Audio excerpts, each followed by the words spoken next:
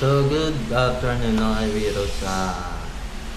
Baka nagtataka ka bakit may nakalagay dyan, you are been placed by OGA interface, no? Or pag tingin mo ng digital ID mo ay merong nang nakalagay na alarm. So, madali lang po matanggal yan, no?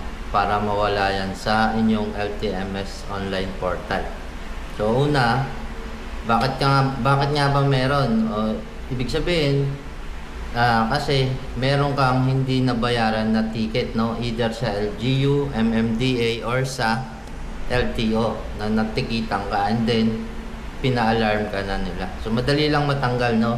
So, kung nahuli ka sa mga city or LGU na hindi mo pa nababayaran, bayaran nyo na po at baka magka-penalty pa kayo, no?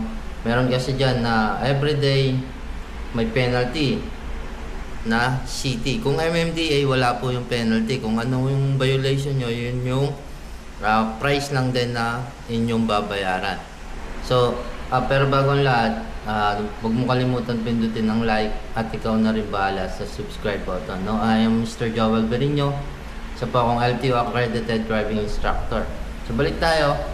Para mawala yan, no? Bayaran mo dun sa kung anong city ng huli or MMDA or LTO, and then after that yung receipt na yun dadalhin mo sa LTO main para ipalip or patanggal na yung alarm na yun, no? Pumunta ka lang dun sa main at hanapin mo yung office ng LETAS, no? Nung sa Law Enforcement Adjudication, yun po yung LETAS office sa main, no? Para matanggal na yan, malip na at mawala na po, no? Yun naman po. Thank you.